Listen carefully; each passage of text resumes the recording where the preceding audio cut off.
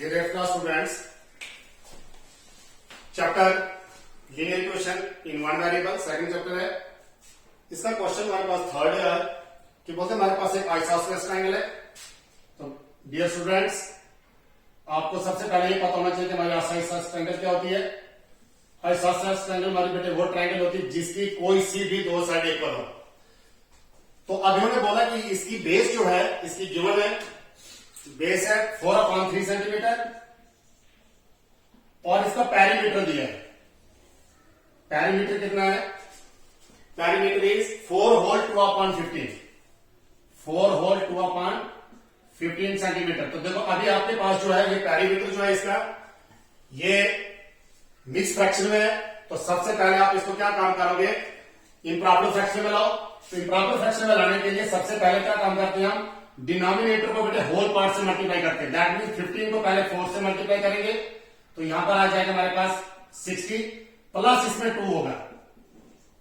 तो यहां पर बन गया हमारे पास 62 डिवाइडेड बाई डिनोमिनेटर जो होगा वही ही रहेगा।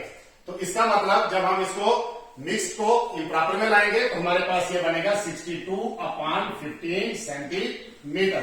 अब ये बोल रहे हैं यहां पर कि आप फाइंड करो इसके दो साइडें जो इक्वल है वो बोलो क्या है। तो देखो दो साइडें किसमें इक्वल होती है। तो अब बेटे हमारे पास जो है, मान लो इसकी इक्वल साइड जो है वो x सेंटीमीटर, अगर ये x है तो फिर ये भी इसके इक्वल ही है। तो ये साइड में हमारी कितनी होगी, x सेंटीमीटर होगी। अब ये बोल रहे कि बोलो कि आप ये x फाइंड कर रहे हैं, तो ये वाली साइड जो हमारी इसकी लेंथ क्या होगी। तो सबसे पहले given perimeter of an isosceles triangle 4 whole 2/15 centimetre. तो यहां भी मैंने बता दिया, यह आता है 62/15 सेंटीमीटर। उसके बाद base of an isosceles triangle. तो बेस आइसोसेलेस ट्रायंगल की क्या है, 4/3 centimetre. Let 2 equal sides, let 2 equal sides of a triangle. तो हम इसको लेट कर रहे हैं, हमें नहीं पता क्या है, तो इसको हम रख रहे हैं x सेंटीमीटर। अब but perimeter of a triangle, but perimeter of a triangle, तो पेरीमीटर ऑफ अ ट्रायंगल कैसे निकलता है, सम ऑफ ऑल साइड्स, सभी साइड्स को हमने ऐड करना है तो इसका पेरीमीटर होगा। तो दैट मीन्स AB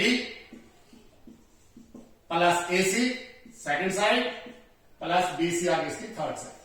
तो अब मुझे ये बताओ कि ये हमारे पास जो है ये पेरीमीटर है ट्रायंगल का, लेकिन हमारे पास गिवन पेरीमीटर भी यहां पर क्या है, 62/15 है। तो हम क्या काम करेंगे, इस पेरीमीटर को इस पेरीमीटर से कंपेयर कर सकते हैं। तो यहां पर आएगा हमारे पास AB plus AC plus BC that is equal to 62/15। अब AB साइड क्या है हमारे पास, देखो AB हमारे पास x है, AC साइड में हमारी x है, BC हमारी बेस है, यह है 4/3 इज इक्वल टू 62/15। तो dear students, x plus x क्या होगा, 2x, 4/3 62/15। तो अब क्या काम करेंगे, यहां से कांस्टेंट टर्म जो इसको ट्रांसपोज करेंगे तो ये हमारे पास प्लस 4/3 है, तो क्या हो जाएगा माइनस 4/3 होगा। तो यहां से आएगा 2x is equal to 62/15 minus 4/3। तो here 2x is equal to, अब इसका आंसर 15 आएगा। अब जिस बच्चों को नहीं पता कि 15 कैसे आएगा तो आपने क्या काम करना है, 15 और 3 का एलसीएम निकालना है। सबसे पहले दोनों नंबर एक ही नंबर से डिवाइड होने चाहिए। तो देखो अगर 2 से डिवाइड करते 2 से 15 नहीं होगा, 3 नहीं होगा। 2 के बाद फिर आपको चलना है 3 पर। तो देखो 3 से 5 3 जा 15, 3 1 जा 3।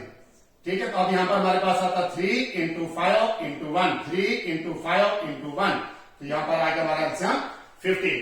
अब क्या काम करते हैं, 15 जब एलसीएम आता है तो उसके बाद हम 15 को 15 से डिवाइड करते हैं। 15 1 जा 15। तो हमारे पास कोएफिशिएंट क्या आ गया सर, 1। इस 1 के साथ इसी के न्यूमरेटर को मल्टीप्लाई होती है, ये आ गया 62 माइनस।